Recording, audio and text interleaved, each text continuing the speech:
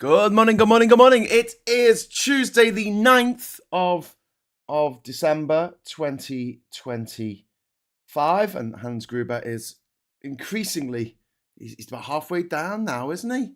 Halfway down, he's nearly at the bottom of the Advent calendar here, the Politics Social Advent calendar. Hello, everybody. I'm Graham Hughes. Nice to have you. Johnny, nice to have you on the show. In the chat, we have such luminaries as Diz and Gallifreyan Ren and Liz, Diz and Liz. We've got Martin, we've got Jenny, we've got Ice Boo, we've got Saz. We've got Saz and Daz and Diz and Daz. And we've got Simon Smith in there as well, and Sarah Davis and Robot King 65. Hello, everybody. If you'd like to join our friends in the chat here, all you need to do is give us a like. You don't actually have to do that, but it would be nice. Give us a subscribe. Subscribe to the channel. Wait for a minute. You can join our friends in the chat, okay?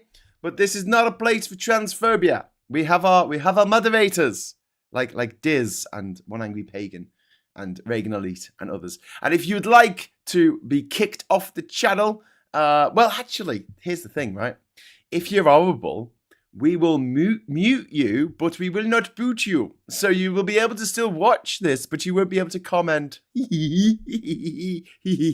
So you'll be like a eunuch at an orgy. Yeah, familiar feeling for some. Anyway, so we're going to be talking today about the this ridiculous court case in Scotland, which, you know, there's a part of me that wants Scotland to get its independence from England and to do its own thing, you know. And there's a part of me that's just saying, so isn't that where all the TERFs come from? Isn't that all the turfy TERFs? Isn't that like TERF land? Isn't that like where there's like all the TERFs come down from Scotland and then they cause problems in England? Don't know why they have to do that, but yeah, it's making me think, well, actually, maybe this should be a new angle for those of you who want to seek Scottish independence. You want to say, well, do you really want us, you know, making a life of misery for all the trans folk in the rest of this island?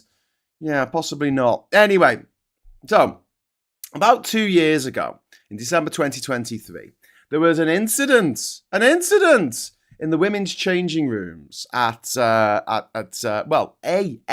women's changing. This is important. It wasn't like the only place you could get changed in the whole hospital, but apparently there was an incident at Victoria Hospital in Kirkcaldy. Nurse Sandie Peggie objected to sharing the changing room with a trans doctor, Dr Beth Upton. So this is a nurse complaining about a doctor having to use the same facilities. The interaction included Peggie using derogatory terms and inappropriate questions towards Dr. Upton, and there is no allegation of misconduct by Dr. Upton whatsoever, no evidence of any risk, threat, or inappropriate behaviour by Dr. Upton. In fact, the only person who was engaging in unreasonable behaviour, inappropriate behaviour, is nurse Sandie Peggie. But Peggie's objection was based solely on her belief that Upton, a trans woman, should not be in that space. And in the claims that was submitted in this court, this tribunal, Peggie cited the Equality Act of 2010. She claimed sexual harassment. She claimed harassment related to a protected belief. She claimed indirect discrimination and victimization filed against both the NHS Fife and Dr. Upton herself. She was represented by Sex Matters, who are funded by J.K. Rowling, tyrant billionaire who hates everyone because she's a grumpy old person. I won't use any sexist slur, but she's obviously got a bit of a chip on her shoulder, hasn't she? Imagine having all that money and still having a chip on your shoulder. Seriously, why would you get out of bed in the morning? Seriously. So yes, the tribunal findings, this is the important thing, and this is why all the newspaper headlines today, when we go into the headlines, you'll read, this is a massive win for the transphobes. This is a massive win for the gender crits, the gender shits. No. All claims against Dr. Upton were dismissed. The tribunal found Upton's evidence more reliable and more cohesive than that of this TERFy woman. what's her name? Peggie. Sandie Peggie. That's 2 first names, isn't it? It's like Elton John. Oh, no, actually, no, that Elton would be a surname, wouldn't it? John Elton. Yeah, like Ben Elton. Okay. George Michael. There you go. That's 2 first names instead of having a surname. Anyway, or you could have Harrison Ford, which is 2 surnames instead of. Anyway, look, get off the case here. So basically, Peggie was represented. See, I'm calling her Peggie because that's her surname, but it sounds like I'm being over familiar because it sounds like it should be her first name. But whatever. She was represented by the chair of Sex Matters, Naomi Cunningham, who is oh my God, it's so easy, isn't it? No, I'm not going to say it. I'm going to say it. Be respectful. Anyway, so yeah, the tribunal rejected any assertion that Upton's changing room use was unlawful. It absolutely was not, and they dismissed accusations of discrimination, indirect discrimination, and victimization on Peggie's case, right? The only claims that were upheld, which were limited, they found 4 specific procedural failings by NHS Fife up in Scotland, right? And these are like, it just took them too long. So there was a failure to suspend Upton to use the changing room pending rota changes after Peggie's complaint. And the unreasonable length of time to investigate unrelated patient care allegations involving Peggie, inappropriate reference to those patient care allegations in March 2024, confusing instructions telling Peggie not to discuss the case, which is later clarified, and no finding that Peggie's beliefs mandated exclusion of trans women from changing rooms. And don't forget, my friends, my beautiful, awesome buddies in the chat here and watching, listen, right?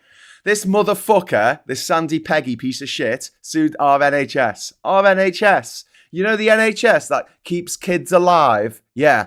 So she thought that it was a better use of NHS resources for her to go on this anti-fucking trans crusade at the cost to the taxpayer of millions of pounds that could have been spent on, I don't know, helping kids with fucking cancer. But she's not interested in helping kids with cancer. She just wants to make a point. Do you know what the reality is?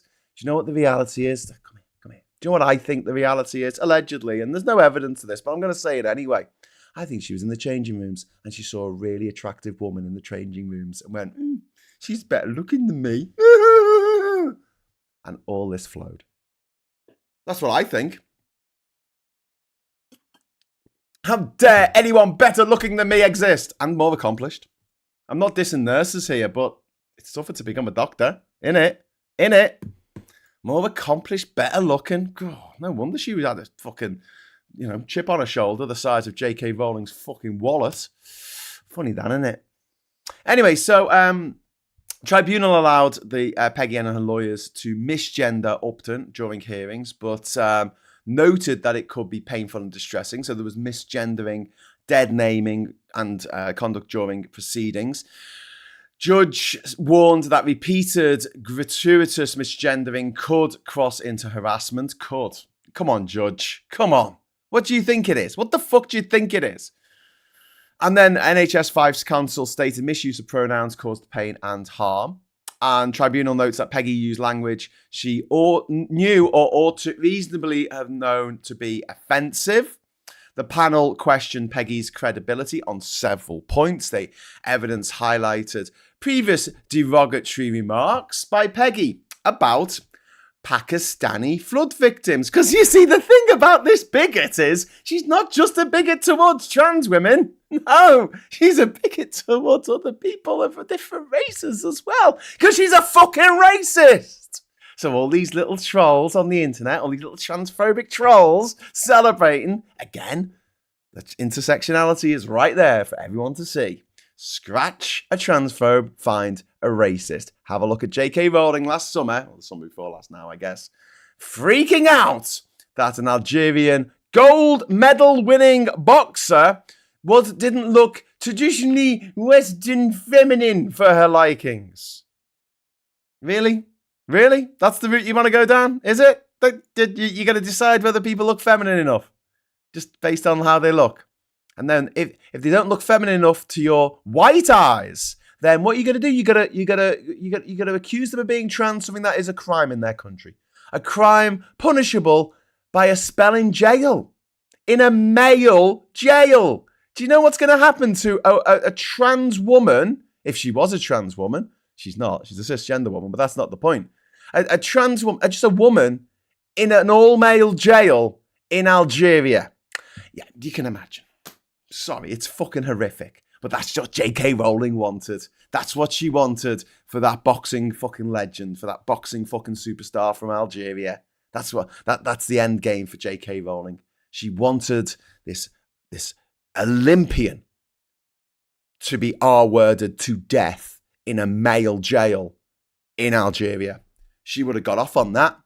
She would have rang the devil's doorbell thinking about it. Because that's how fucked up she is. That is how fucked up the woman who gave us Harry Potter is these days. Because scratch a transphobe, find a fucking racist every fucking time. I had the misfortune, I've told you this before, but I had the misfortune of going down to Liverpool once and a bunch of twats from Sex Matters or whatever they fucking called were in my carriage.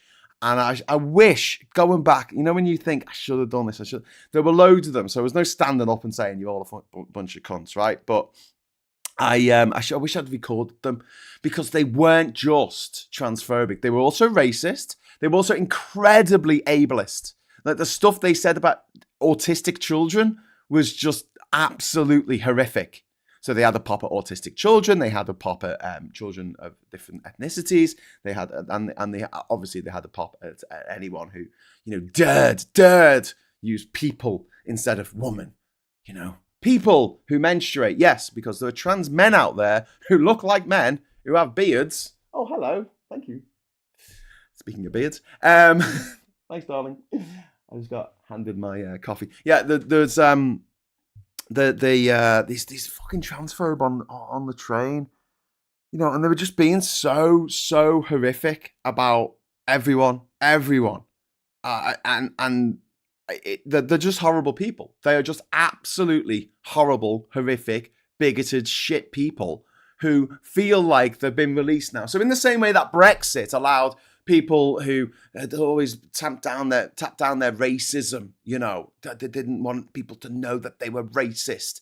In the same way that Brexit allowed them to shed their cloak of invisibility and scream in the faces of people who have lived here all their lives, people who were born here, to go back where you come from. We won the Brexit. You have to go back where you come from. In the same way, J.K. Rowling has allowed millions of these horrible little transphobic, homophobic fucking gobshites to just come out with this stuff. Yeah, it's all right. You can say what you like now. It's fine, It's safe to be funny now. Comedy's back, says Elon Musk. Well, banning any channels that call him a cunt. But yeah, so the findings on Peggie's conduct, she knew or ought to have reasonably known that she would have been offensive. The panel questioned Peggie's credibility. She had made derogatory remarks about Pakistani flood victims. So not just people from Pakistan in general, but people who had died in a flood in Pakistan. That's how evil these fucked up transphobes are. Transphobia is just a Trojan horse, isn't it? It's just in you come, dickheads. You're going to be transphobic. Oh, you may as well be racist, and you may as well be ableist, and you just throw in a bit of homophobia in there as well. Hey. One of the reasons why people were so fucking homophobic in the 1980s and 90s is because they'd never seen two men kissing. So it icked them. It made them ick. Oh, don't like this. It gives me the ick. And that's what's happening now with trans people. It's like, I don't know any trans people. I got no trans friends. I never met a trans person. But I saw this one on the television once, and therefore I hate them all for the same fucking reason. Because I'm just not used to it. But once people kind of got used to the whole idea of there being gay people in society and lesbians in society, I don't think anyone ever had a problem with seeing lesbians kiss. But you had people who had nephews who were gay, who had dads who were gay, who had best friends from school who turned out to be gay, who had neighbours and colleagues who turned out to be gay. And it became more and more normalised. People went to gay weddings and what was it called? Civil partnerships ceremonies before 2013. But then they went to gay weddings and it became more and more normalised. And we thought that this was the whole thing. We thought that the gay community were going to take trans people with them. But there are some people in the gay community who really fucking hate trans people. Fucking Wes Streeting, that balloon-faced gobshite, seems to be one of them. But yeah, so the NMC panel previously concluded that the incident caused visible distress to Dr. Upton, and the NMC required Peggie to complete facilitated reflected practice for revalidation of her nursing credentials. Now, and then you've got the sort of media reaction to this, which I'll go to in a minute. But before we do that, I'm going to set a goal. There you go.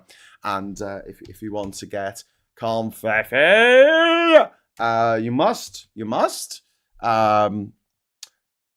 put 50p in the idiot, or a quiz. I think the least you can put it in is a quid. Actually, it's $1, which is about 80p, I think. And Sex Matters is a charity. How is it allowed to be a charity? Yeah, LGB Alliance is a charity as well. A lot of those mysteriously funded think tanks, Sarah, in what's that place called? Fucking London, Tufton Street. The Tufton Street think tanks. A lot of them are charities. Or private schools. Private schools are fucking charities. How mad is that? Ampleforth has a golf course for rich kids to use. And yes, it's a charity.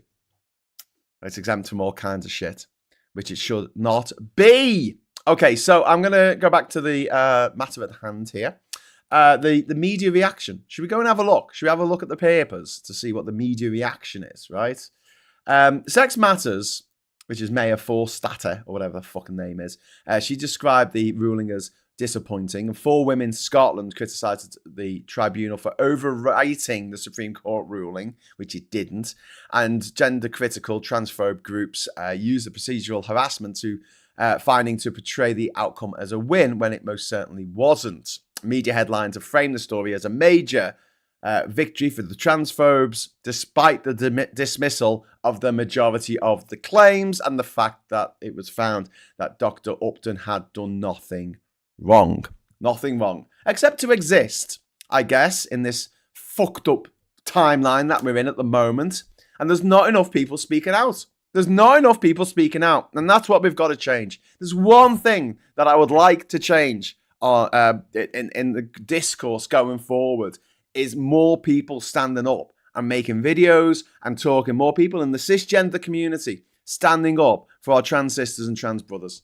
We need to do this. We absolutely need to, we all need to do this, right? So do me a favor and look, you don't have to if you don't want to. And this isn't just like, oh, please, give me more viewers or whatever. But if you know someone who might like this channel, mention it to them. Say, oh, listen to this guy in the morning. He does a podcast. You can get it on YouTube Music, or you can watch him if you don't mind his stupid fucking ginger face. Just to get him on here. Get them on here and get more people, because the more people we get on, the more people we get watching this, the more we get our message out, right? And look, I'm obviously not particularly great at blowing my own fucking horn, and I could really do with someone to blow my own horn for me. Oh, God, that sounds wrong, doesn't it? But the reality is like there's only a few of us who aren't trans ourselves, but are standing up for trans people. And we need our voices amplified. So if you are out there and you think that any of your mates or family members or whatever might enjoy watching these little rants in the morning and don't mind me being sweary and all that kind of stuff, then please let them know this channel exists, okay? It's what little we can do. Because if I can do this same thing that I'm doing right now, but to 200 people instead of 100 people, or 400 people instead of 200 people, then it'll start hopefully growing and cutting through because people need to hear this side of the argument. Otherwise, they're just going to see what's on their social media feed, which is bullshit, and what's in the newspapers, which is also bullshit. So, Martin Harrow, thank you very much for the £2 super chat. Let's get this party started. Yes, let's do it. As the what are they called? Black Eyed Peas once sang. Have the Black Eyed Peas and the Red Hot Chili Peppers ever done a gig together? I don't know. Here goes. I have to be off to work now. Says Ice Boo. Thank you. And you're in the Fectinov. Thank you very much for the £2 super chat. And I'm going to perhaps demonetize this video if I say this out loud, but I've already used the C-bomb a couple of times this morning, so who gives a fuck? Tufton Street is a cunt orchard. Yeah, you're not wrong, mate. You're not wrong. You're not wrong. Ms. Paula Thomas, in athletics, the whole issue of hypergenderism is a very thin coating on racism. Yes. Yes, it is. Have you noticed? Is it Casta Samala, who comes from... She was the woman from South Africa that wasn't womanly enough. And the case against Amani Khalifa last summer when they said, she's not feminine enough. She's not feminine. Where did this evidence come from? Fucking Russia. And do you know where all of this started? All this transphobia fucking started? Fucking Russia. Where, you know, there's this guy being interviewed on KGB News or whatever. And was it LBC? It might have been LBC, actually. Oh, yeah, it was, I think it was your man from the news agent, guy with the quiff, and the guy with the hair. And he was interviewing someone who'd moved to Russia. And he's like, oh, you're free to say whatever you want here. And the LBC guy said, what? How about if you're gay? How about if you're gay? And he went, oh, well, you know, fuck off. Fucking free to do what you want. These dickhead Americans now who've gone to Russia, this is almost hilarious. And it's not because it's so grim, but this is so close to being hilarious. It's unbelievable. These dickheads, right, who have gone to Russia, right, to be horrible, from America.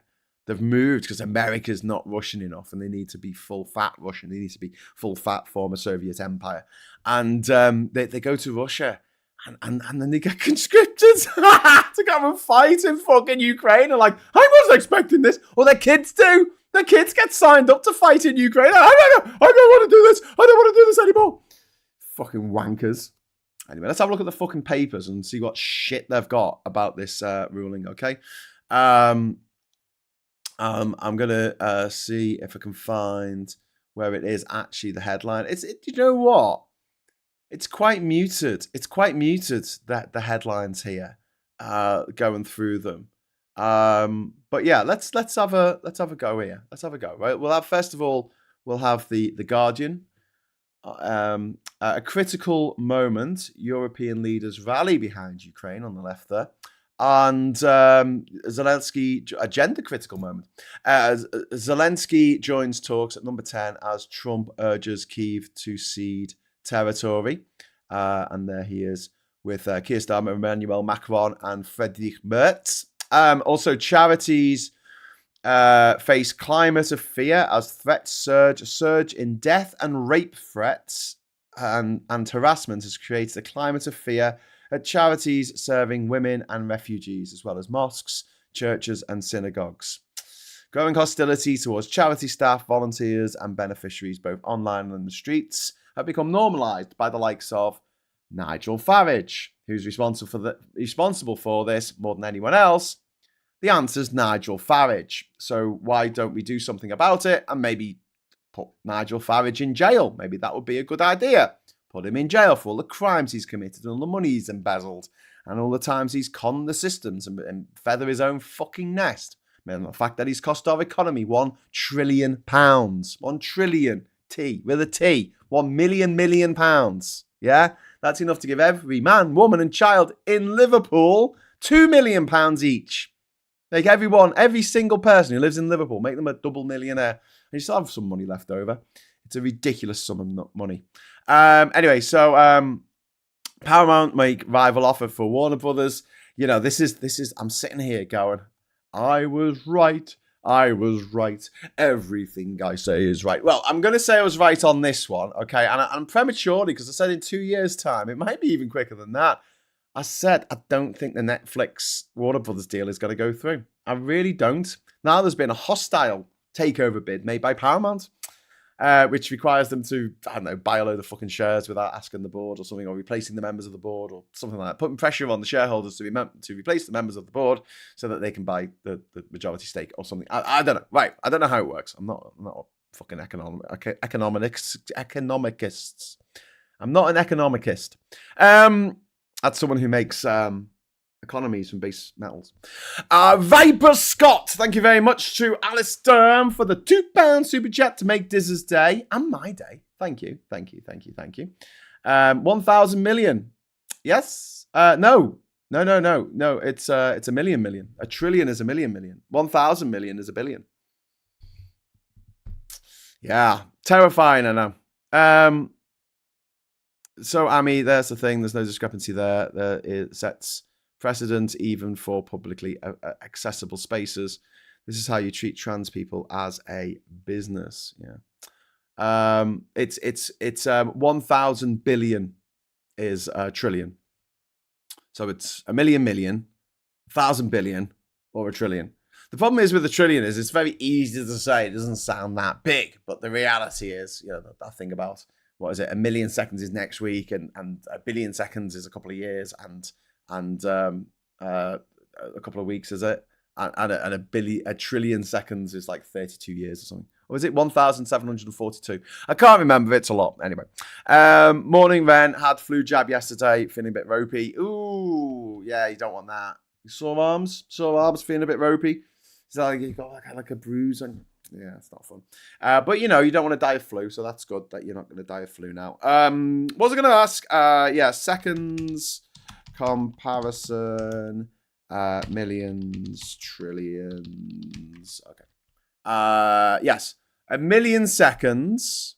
Yeah, okay, so fucking hell, it's even more than that. Okay, 1 million seconds is 11.5 days, 11 and a half days. 1 billion seconds is roughly 31.7 years. 1 trillion seconds is approximately 31,700 years.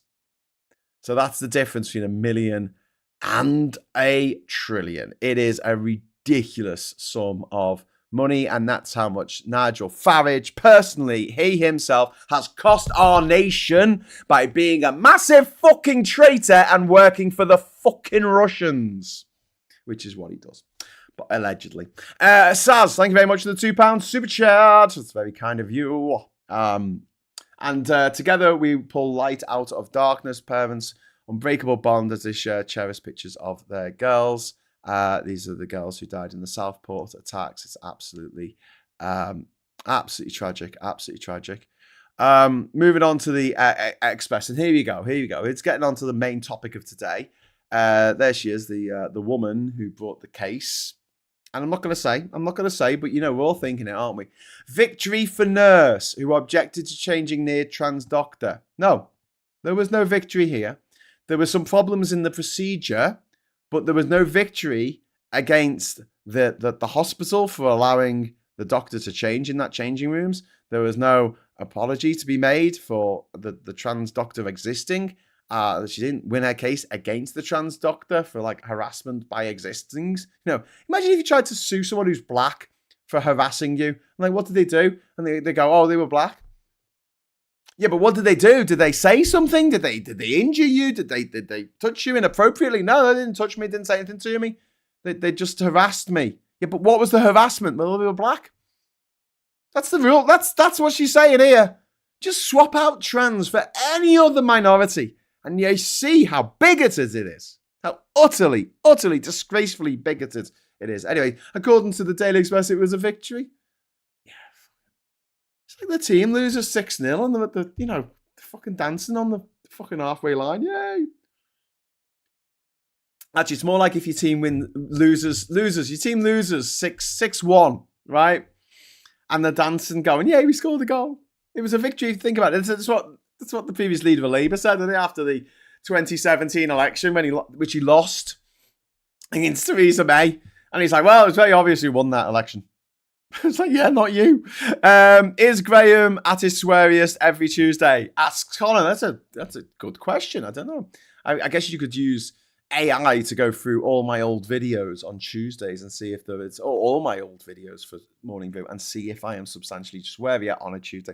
I think I'm swearier when I'm a bit vexed. I'm a bit vexed this morning. I'm a bit pissed off. I'm a bit fucked off because of the fact that these transphobes are trying every fucking trick in the book. And don't forget, it's not over, by the way. I'm going to come to this after we talk about the papers, but it's not over. It's not over. Leave no stone unturned for grooming gangs probe. And there's a picture of the woman from the family. There's a picture. Look at the woman. Look at the woman from the family. It's very important that you look at the woman in the family. And there. And then we have Millie Xmas. I don't know who Millie is, but she's having an Xmas. That's nice. And said Kia TikToking rubbish. Oh, God. So Keir Starmer's joined TikTok. Breaking news. It's fucking awful. It made my eyes bleed and my ears shut off. It was awful. It was fucking just, what are you doing? Why are you doing this? This is not a place for you. This is not your place. It's like the most boring man in the world coming into the middle of a fucking rave and going, turn the sound off, turn the sound off. I've got something to say. I've got something to say and you all need to listen to me. Okay? I've got something to say and it's that you are all having a wonderful time. I know you're all having a wonderful time. I won't keep you. I just want you to know that I'm thinking of all you having a nice time, sweating and dancing, taking ecstasy, whatever you're doing. And I just wanted to stop the music and just tell you that I hope that you all come and vote for me in the forthcoming elections because otherwise I'm probably going to lose my job. Okay, bye. Oh, cool. Thanks for that, Kia. Wow. Fuck. Can we get back to the rave now? Fucking Keir Starmer on TikTok. No, you get someone who's funny, right, and entertaining, and has a bit of fucking riz about them to do your TikToks on your behalf. That's what you do. You don't get the fucking writer of a book to present a fucking thing about that. Because writers of books, generally, not all authors, but some authors, they're not great at communicating. So what you do is you get someone who's funny and entertaining and witty and has a bit of riz about them, and you get them to interview said writer, said actor, said fucking politician or whoever else. You interview them. And you go, why are you being a twat, Keir? You know? Oh, I'm here with Keir Starmer who's doing his five-a-side football. Let's see if he can score a fucking goal. And you take the piss. Look at what... Look, Joe is good at this, right? Ed Davey in the last election, right? In the last general election. He was great. Just fell off a fucking log, didn't he, in the middle of Windermere? And everyone's like, ha, he fell off a log in the middle of Windermere. Woo! And he got on a roller coaster. And he knew because he was going to get, like, people sharing his stuff. He knew that was going to happen. He wasn't standing there on TikTok looking awkward going, hey, look at the wonderful things the Labour government's done for you. No one's going to watch that. Why would we have enough shit to troll through to get through all the fucking adverts anyway. Anyway, so next up we've got the Times, the Murdoch-owned Times. The Good Cholesterol Guide. Oh, fuck off. The NHS maternity failings leave women feeling blamed for poor care. This is something that I feel quite passionately about as well. The fact that when I was born in 1979, my mum got to spend the whole week in hospital. There were no complications. She just got to spend the week in hospital after giving birth. Because, you know, it's pretty fucking traumatic giving birth. I don't know if anyone watching this has given birth, but oh my God. It's pretty traumatic, and I'm not, obviously, I've never given birth, but yeah, it's a big deal. It's a big deal, and to be sent off home the next day is just fucking ridiculous. It's absolutely ridiculous, but this is failings in maternity units, a staggering number of recommendations in the last decade that have been ignored, and this is to do with the failings in the maternity care, where they were found to people giving birth in dirty wards. There was the not reliable, safe maternity and neonatal care, and there was a huge scandal going on in the realms of neonatal care, which is that black women are much more likely to die in childbirth than white women. There's got to be something in that we need to look at and go, what the fuck? Why is this happening? Why is this? Anyway, so next up, we've got deal to unlock 100 billion for Ukraine within days. That'll be fantastic. More drones for Ukraine to beat the shit out of Russia. Wise man at NASA says he's identified the star of Bethlehem. A planetary scientist at NASA may have finally unveiled the truth behind the Star of Bethlehem. In the Gospel of Matthew, the star that leads the wise men to the infant Jesus appears in the east, and it goes before them on the short journey from Jerusalem to Bethlehem before standing over the birthplace of Jesus. Ordinarily, astronomical objects do not hover over small towns. This has led to people to declare that it was a star, either a miracle or a metaphor. I can't even be asked reading any more of that. Anyway, bollocks. And we have a picture of Hugh Edwards. We've got his Tinder pic there for some reason. He's plotting a comeback. No, fuck off, Hugh Edwards. Fuck off, Hugh. You've done your dash, mate. You've done your fucking dash. It's over. It's over. Go and get another job. Go and work somewhere else, just somewhere away from kids, all right? Fucking go. Do you know what? Hugh, come here, mate. Come here. There's a bunch of fucking fatbergs in all of our fucking sewers because of all the wet wipes and the fact that the sewers haven't been cleaned for years because they're all owned by private water companies that care more about their shareholder profits than sewage spilling into people's homes. But they need to be clean, mate. So how about you get your fucking broom, right? Get down the sewers and get those fatbergs a knock with your broom. Go on, get down there. Fucking broom those fucking fatbergs, you cunt. Right, anyway, and then we got Nadine Dorries, the shrivel-eyed loon of is she refucked now? She probably is. Angels are real. Okay, cool. Head of Navy's broadside over Reeves over defence cash. First Sea Lord warns Russia is spending billions to control North Atlantic as Treasury starves forces, which is a little bit rich, isn't it? It's a little bit rich. When you know that the Tories defunded the military to the nth degree. Does anyone remember? Come on, sit on me knee. Story time. Come sit on me knee. Right. Does anyone remember back in those heady days of, what was it, 2017 or something, 2018, when there was a little man with a bad head called Boris Johnson. Very, very expensively educated man.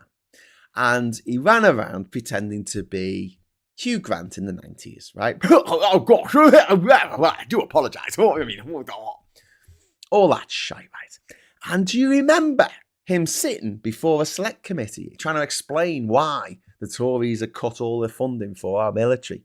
And he said, the days of tank warfare are over. The days of tank warfare are over. No sooner had he said it, Vladimir Putin, the horrific, tyrannical dictator of the Russian Empire, said, you think tank warfare's over, do you? Well, look at this. And he sent a load of tanks into Ukraine. So that happened. Moving on. Oh, God, here we go. Right, okay. So, Daily Telegraph. Let's zoom in. Let's zoom in on this fucking horrific paper. Just what? Okay.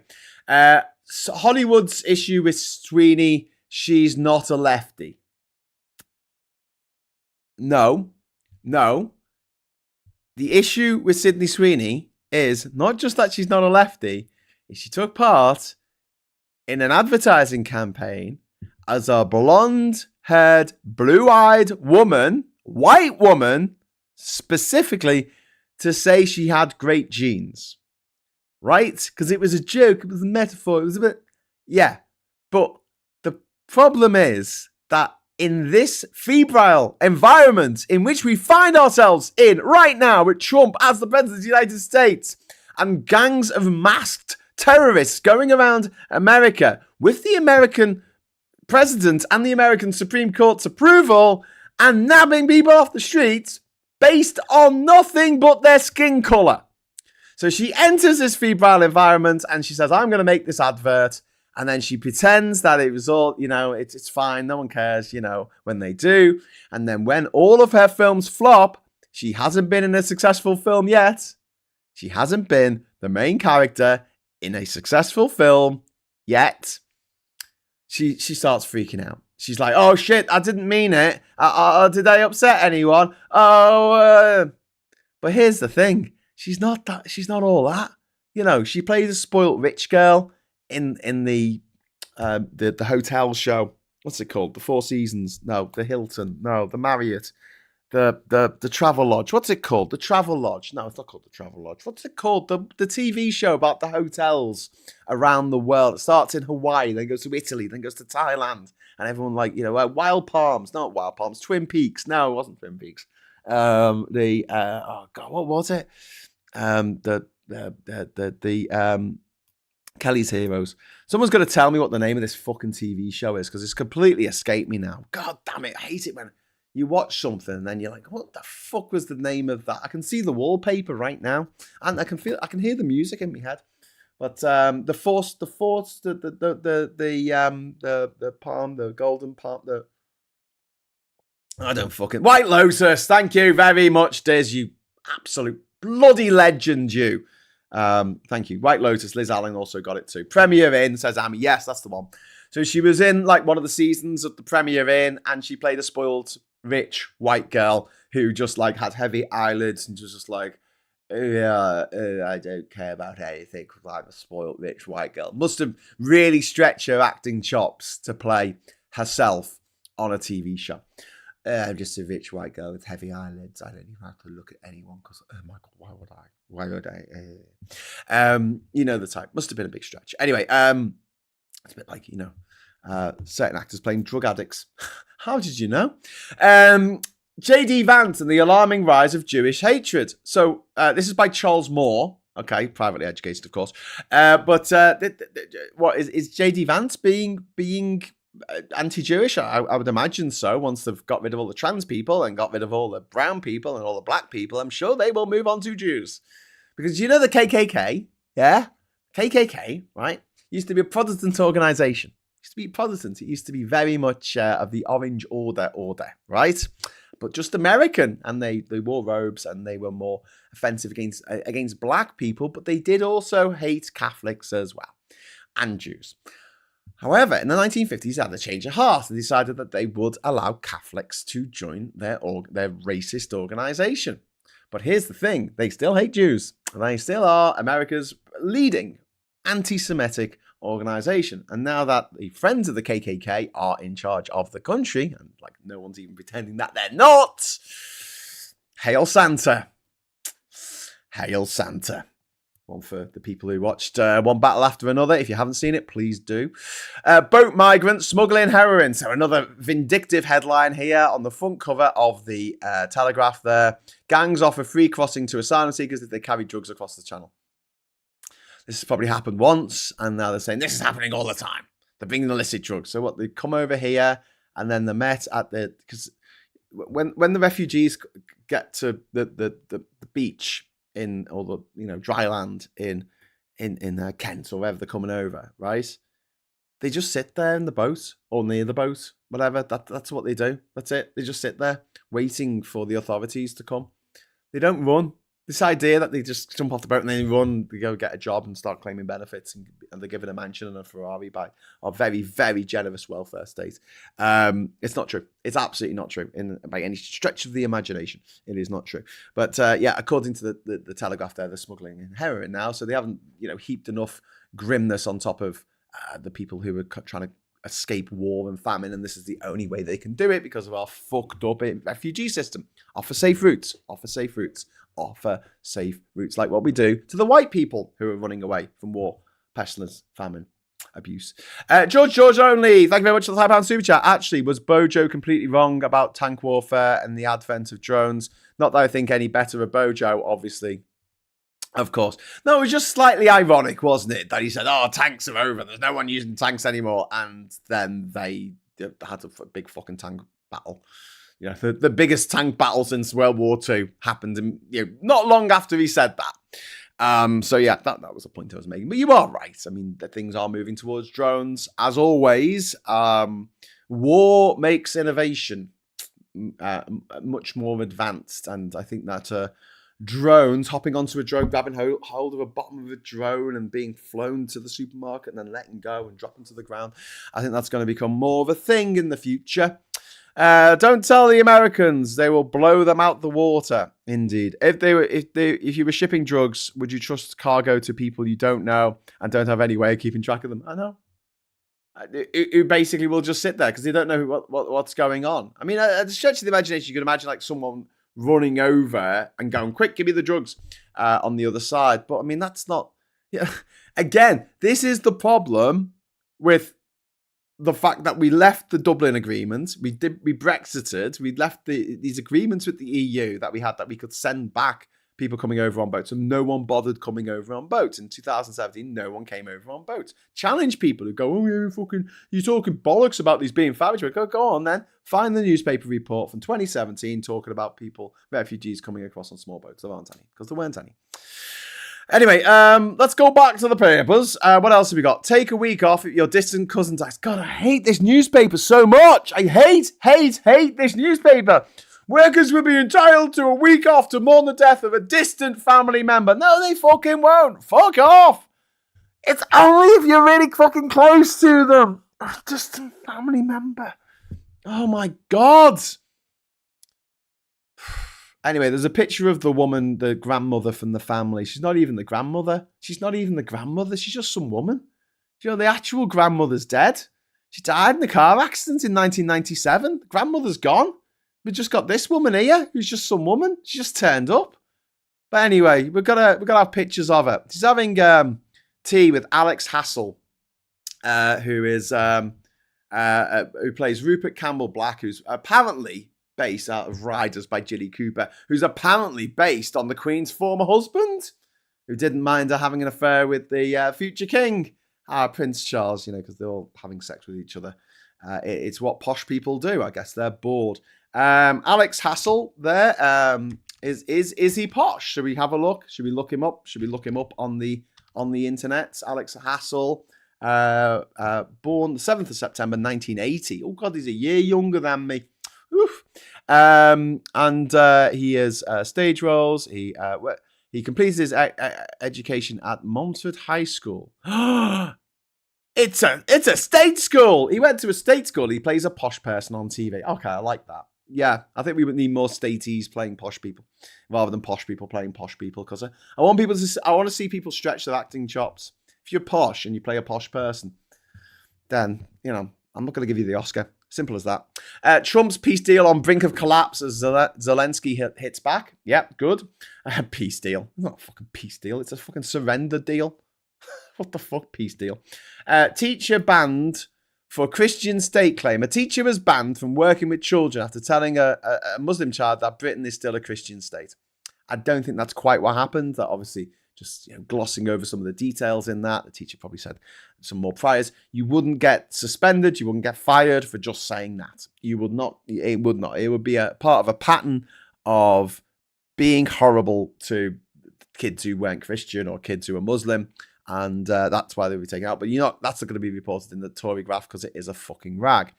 Reindeer farmer may be forced to cull herd. Schools in lockdown over superflu outbreak. And then we've got White House turns on studio in Netflix fight. Donald Trump has turned on Paramount Skydance as the Hollywood studio launches a $108 billion attempt to scupper Netflix's takeover. So, like I said, I don't think anything's going to come of this. All I can see is they're going to have to hive off CNN. That's all anyone wants. All these toxic oligarch billionaires, they just want CNN. They get hold of CNN, and that means the toxic billionaires have now got two news channels that they own, CNN and Fox News, to spread their vile right-wing propaganda. Anyway, so notice there wasn't anything about this case on the front cover of the Telegraph. Do you know why? Because the fucking turfy fucking clocky fucking TERF fucking lost, didn't she? That's why. Anyway, so we've got Wes Street in the grandma's favourite in leadership race. Oh, Jesus Christ. The rise in flexi schooling. My daughter does a 4-day week. That's great for you. And the areas worst hit by freak flu strain. Imagine having the money and the arrogance required to homeschool your kids. Not only to have the money, the luxury to do that, where both parents aren't working full time somehow. So one of them gets to stay home and homeschool the kids. But the fact that they can do it without a qualification, they can do it without a PGCE, and they'll do a better job than the teachers whose job it is to teach. I I mean, I think having kids is fucking arrogant, to be honest with you. You know, this world needs more of me, more of my DNA. Ooh. I also think it's very arrogant that people think they're going to survive their own death. Just me. No other living animals on the planet. I mean, you don't see too many ghost horses, do you? Or ghost, what is it? Ghost chickens crossing the road. Why did the ghost chicken cross the road? Because billions of them are killed every year for the meat industry. That's why. Why did 1 trillion chickens cross the road? Because they all died. Yeah, you never see a ghost cow, do you, in the field? Oh, look, ma'am, it's a ghost cow. No, just humans. Just humans. They're the ones who survived their own deaths, unlike every other living thing ever in history. And you get to play on a cloud with the inventor of the universe. All right, mate, calm down. You know, it's just weird. These people don't even know the Pope or the Archbishop of Canterbury, and they're squishy little humans. Never mind the inventor of the fucking universe, who they have a personal relationship with. I don't know. I just find it a little bit arrogant. But then again, people will accuse me of arrogance because I have my own I have my own show here on YouTube talking bollocks about bollocks. Someone's got to do it. Right, pension pot hit will delay UK retirement age, experts warn. Rachel Reeves' tax raid on savers risks disincentivising workers to put money into their pension pots and forcing them to wait longer for retirements, experts warn. I do not believe that I will be able to retire. I have no private retirement fund. I've not paid my stamp in certain years because I've not been able to afford it. Yeah, I'm fucked, basically. I'm going to have to work till the day I die. That's just the future that I have down for me. But that's okay. I don't have any dependents, so, you know, I can do that. Yeah. Not news for me. Not news for me. And we've got, you can tell it's a bit of a slow news day when you have the newspaper headlines are all different. But I'll go to the Independent now. I'm sorry it's over one side, but when I tried to click on it, it didn't work. Britain's under attack from Putin's cyber army, says Cooper, as Starmer hosts Zelensky and European allies at Downing Street Peace Summit. Foreign Secretary warns of escalating attacks on critical national infrastructure by Russia and other hostile states. Well, yeah, we're seeing that more and more, and they are causing a lot of grimness, and then we've got it's a ridiculous story here: the cops versus criminals and e-bike pursuit tour de force. New tactics shows on show as Metro joins up to rid shopping streets of danger riders and phone thieves. Police are using powerful e-bikes and city streets to race in the race to take down gangs on similar 60-mile-an-hour vehicles who snatch bags, watches, and phones from victims. Okay, no, that's just adding danger on top of danger. Here you go. Right? What you have is this, right? At the moment, you have stuff in cars that can sense if you're in the middle of the road or not, right? You have stuff in your phones that can tell the phone if it's been snatched out of your hand. There's stuff on your phone that will, if it feels like it's in a car accident, it will automatically ring the emergency services for you on your behalf. Okay? So those things exist, right? So what you do is you make a rule to say that all new bikes, scrambler bikes, e-bikes, whatever, right, have to come with something that immobilizes the engine if the police want the engine immobilized. That's it. And if it senses it's been driven on a pavement somewhere it shouldn't be driven, the bike shuts down. That's it. You mount the pavement on your bike, the engine doesn't run. It knows you're on the pavement. It can tell you're on the pavement. Things are smart these days. So it just shuts down. That's it. End of.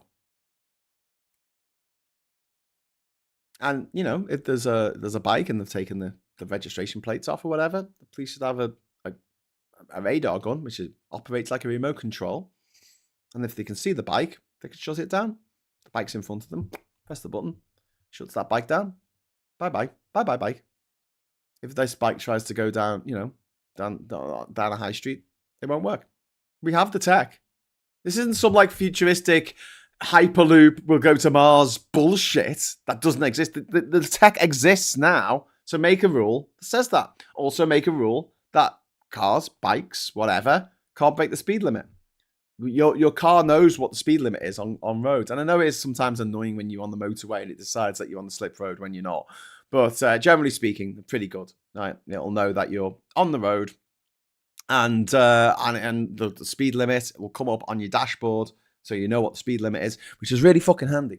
It's another reason why I really hate the way that our British roads work, because it is quite vindictive, I think, towards people who are not rich, right? Because if you're rich, you can afford things like cruise control. So when you enter the section of the motorway that's 50 miles an hour, you can just press a button and you'll stay at 50 miles an hour, right? Yeah. If you don't have cruise control, you've got to spend half your time looking at the speedometer, right? Because you need to make sure you're not breaking the speed limit.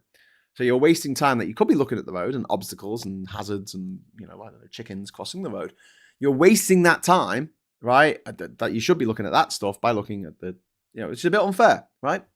And they're more likely to break the speed limit inadvertently by a couple of miles an hour, because it's very difficult to drive just looking at your speedo. Whereas if you've got a button to press, because you're rich, fucking happy days. And the same with this thing we got on our car, where it changes the speed of the car depending on what the speed is driving along. Now, when you live somewhere like here, I mean, it's bad enough in a city, but here in Durham, we have 60 zones, we have 40 zones, we have 30 zones, we have 20 zones, and we have 70 zones. And they change all the freaking time. Like, if I drive from this house, right, in Durham, to Newcastle, there's about 100 changes, and I'm not exaggerating that. There's 100 changes of speed. Each street, each bit of tarmac that you land on has a different fucking speed. And if you've got a car that knows what the speed is and will accelerate or slow down accordingly, you're much less likely to get a speeding ticket. But, by the by, cars know what speed you're going, so limit it. That's it. Cars can only go at 70 miles an hour. That's it. On the motorway. Sorry. No more can people go at 111 miles an hour down the fucking M1. You just can't do that anymore because the car won't let you. That's simple as that. And you can have a special thing done to your engine to take the inhibitor off if you're on a motor racing track. Okay, we'll make a special dispensation, right? But if you take that off and you drive on the road with that on, that's it. You're banned for driving. For life. For life. That's it. You had your chance to drive. Now enjoy your public fucking transport. And as I always say about private schools, it would really help, right, in our state sector of schools if we had a couple of millionaires, multi-millionaires, a billionaire or two on the fucking PTA of these state schools. That would really fucking help. On the board of governors of these state schools, a millionaire on the board of governors would be great. And in the same way, when you have people who are posh and rich and they're caught speeding and they injure someone and break their fucking neck, they should be banned for driving for life. Because then they will have a vested interest in public transport being better. Now imagine that. Imagine there is a millionaire or even a billionaire out there who has a vested interest in public fucking transport because they're not allowed to drive themselves. And yes, Graham, they may use a chauffeur if they have enough money to have a chauffeur, but there is a good chance that a lot of them will go, I can't be asked paying for a chauffeur because, all rich people are tight as fuck. They can swallow a chunk of coal and shit out a diamond they could. But yeah, that's what I'm doing. Just deactivate the motherfuckers. Just deactivate them. That's it. You can't sell an e-bike in this country unless the police can deactivate it. And that's it. They just point a remote control at it. Boom. Powers down slowly. It doesn't come to a fucking abrupt stop, but it just powers down. Mr. Tusk, thank you very much for the £2 super chat. Register HMRC self-employed. National insurance well cheaper then. Yeah, I do. I am self-employed. I do. I don't get much money, Mr. Tusk. But thank you for the £2 super chat. And Viper Scott, thank you very much for the £2 super chat to say confetti time. And yes, we have confetti!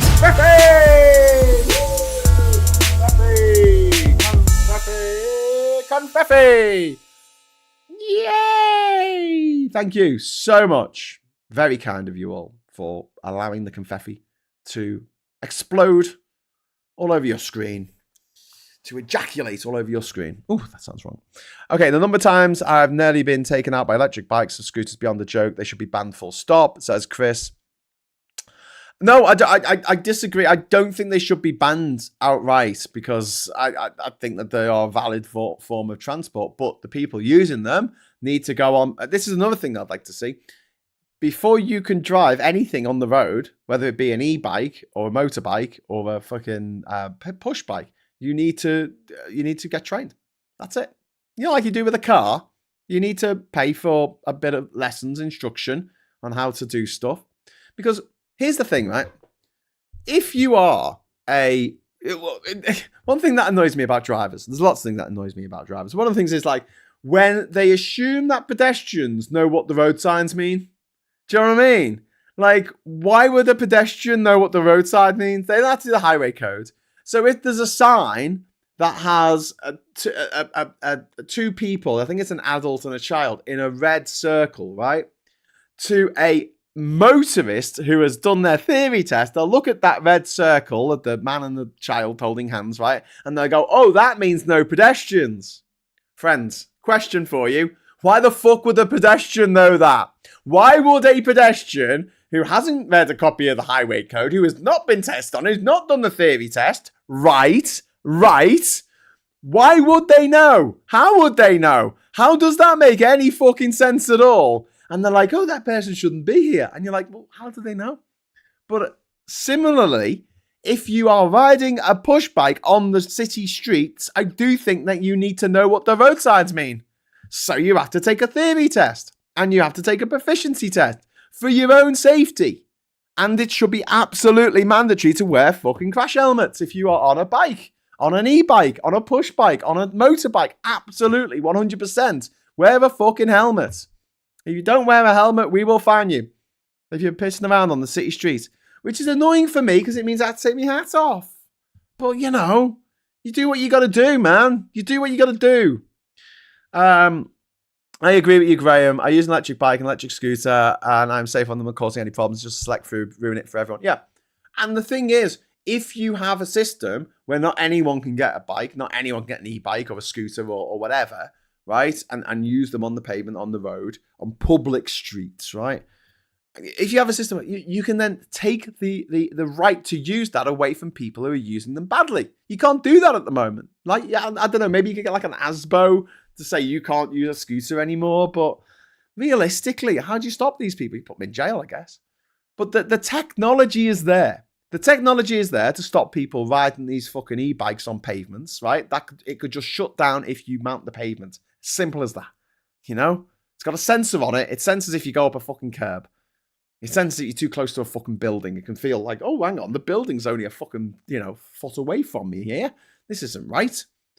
So yeah, there is tech to do that, and there's tech to stop people getting so fast. And also, I do think that people using the fucking roads should know what the fucking road signs means. And this isn't a diss against cyclists. I have no problem with cyclists. I understand we have to share the road with cyclists, and I know how frustrating it is when you're stuck behind a cyclist for ages, especially on country roads around here, and you can't overtake them, and you need to get somewhere, and you're going at 15 miles an hour. But shit, you know what? Fuck it, doesn't matter. Doesn't fucking matter. Doesn't matter, give them space. Just, Or, here's the thing. You have lots of millionaires who are having to fucking cycle because they've had the fucking license taken off them for driving dangerously for the rest of their lives. Maybe there might be a little bit more of a call for cycle lanes, dedicated cycle lanes, which are separate to the road. Although, if you are on a cycle lane, which is separate to the road, and your light is on red, will you fucking stop? Will you fucking stop and let the people cross the fucking road? I find that really weird, that cyclist mentality that they go, I'm going to drive in, I'm going to literally cycle into these people who are standing, right across the road, and one of them's in the cycle lane, so I'll just cycle into them with the bell going ding, ding, ding, ding, ding, ding. Problem is with that, as my partner found out when we were in Denmark last year, is if you're deaf, those bells don't do anything. So do you know what? Fucking slow down. You don't hit someone on purpose because they shouldn't be in the cycle lane. Fuck off. You don't pay road tax. You share the road. It's a pyramid. The pedestrians, disabled pedestrians at the top. And then you got the pedestrians under them. Then you got the cyclists. Then you got your motorbikelists. Then you got your car drivers. And at the very bottom, you got your people driving fucking tanks. But, give way. Give way to everyone up the pyramid. Give way. My partner's life was saved by a helmet. It still has a tyre print on it. Jesus. Wow. Nick says, please stop with the idea of the customs union of any kind will be the end of the need for paperwork, etc. The real cost of Brexit come from being outside the single market. Yeah. And Chris says, sorry, I respectfully disagree that they are dangerous to pedestrians. They are silent and you only know when they're on the footpath when they go past you or hit you. Well, I'm saying they shouldn't work on the footpath for starters. And when you say they're silent, well, to Cat, all cars are silent, all vehicles are silent. A fucking HGV could drive past her and she wouldn't know. Maybe she could feel the rumble. But no, I don't think they should be banned. I think they should be banned off the fucking pavements, certainly. And if you are a cyclist and you cycle into a pedestrian on purpose because they shouldn't be in the cycle lane, then you should have your bike taken off you and you should be told you're not allowed to fucking cycle anymore. Go fucking walk. Use your fucking legs. Anyway, we're getting off the topic. This is interesting because I was really about to just pass over the metro story, but I thought, what the fuck are you doing? Oh, we've got new bikes to pursue. It's going to be dead exciting. We're going to go on these fucking high-speed bike chases across the city. Fuck off. People will fucking get injured. People will fucking die. Don't pursue them. Just pull in a law that says every new fucking e-bike, every fucking new motorbike has to have an immobilise button on it that the police can activate and stop your fucking vehicle from moving. There will come a point where it'll be on cars as well. And if someone said, Graham, do you want to put it on cars as well? I'll say, yeah, fine. The police come up behind you and you got your music playing and you're off your tits on cocaine, right? And you're drunk and you're not paying attention to the rear view mirror and you don't see the fucking flashy lights. They should be able to shut your car down. Just press a button. That's it. Your car slows down. You pull over to the hard shoulder. That's it. You're done. Right? It flashes up on your dashboard. Pull the fuck over, you twat. And the police should be able to activate that using remote control. Why do we give people a sporting chance to get away with it? A sporting chance to disappear into the back streets on your scrambler bikes. A sporting chance to tear away from the cops in your Lamborghini or your Ferrari, which can go at 167 miles an hour. And the police can't go that fast, so you get away with them. A sporting chance, old chap. No, don't give them a sporting chance. These high-speed car chasers and bike chasers are fucking dangerous. Stop it. It's not fun. I know it makes great TV for people watching the fucking Gogglebox at like 3 o'clock in the afternoon, but generally speaking, right, these are real cars on real roads that can cause real fucking damage to any squishy little humans they fucking hit. 2-ton car going at 100 miles an hour. Yeah, it's not going to leave much of you, mate. Tearing through residential areas, tearing up the fucking motorways, shutting down the motorways for hours on end because they've had a fucking car chase on it. No, just press a button, immobilised. That's it. Get the car in focus in front of you, press the immobiliser, pull over, you fucking twat. We have cycle lanes hardly used. My town has a dedicated, that's a Mr. Tisk. My town has a dedicated cycle path. Last night, a DJ saved my life. Did a DJ save your life from a broken heart? Because I love it when that happens. And I often stop my wagon to let elderly or people with prams cross. They should have right of way. Always.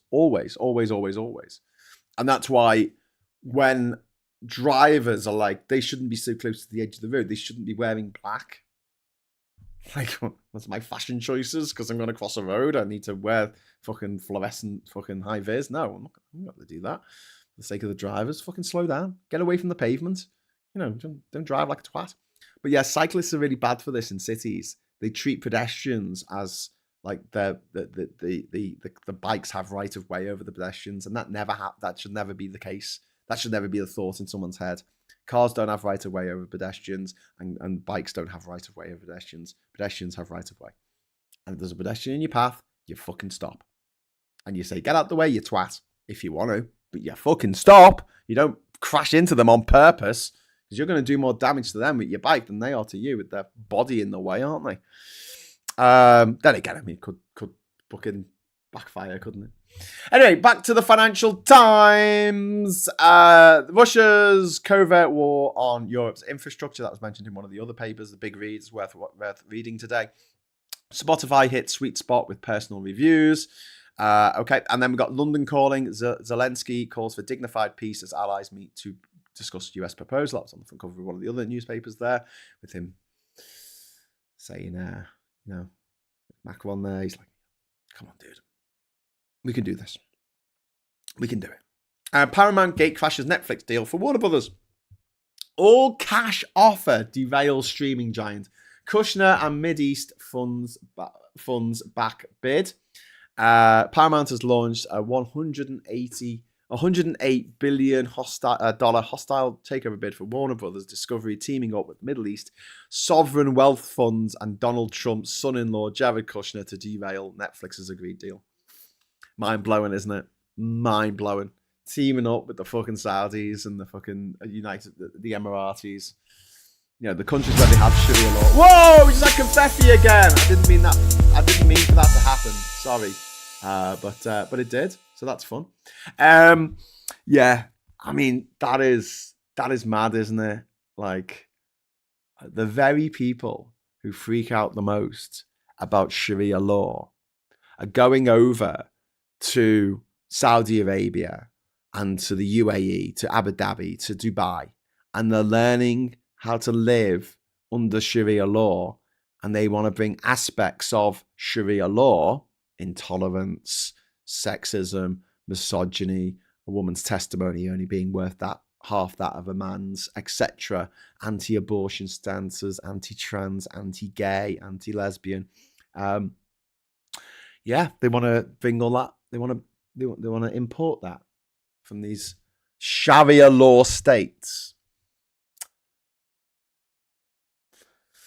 How's not to reason why. Briefing here. Hedge fund told to pay trader after halting bonus. BOE counts their pennies. Apollo joins Wrexham. Anglo-American retreats. And Beijing surplus tops 1 trillion. Waiting list not moving. Deutsche Chair pay plan. And BIS raises bubble alarm. Retail investors are helping to drive gold and US stocks to bubble territory, raising the risk of a disorderly reversal.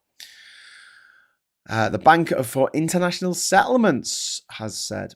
Okay, next up we've got cross-border hurdles keep EU professionals boxed in. In the history of the single market, only one French baker has ever had their professional certificate recognised in Germany. That's no good. That needs to be sorted out. That's something that we can sort out. Oh, no, we can't because we're not part of the EU anymore.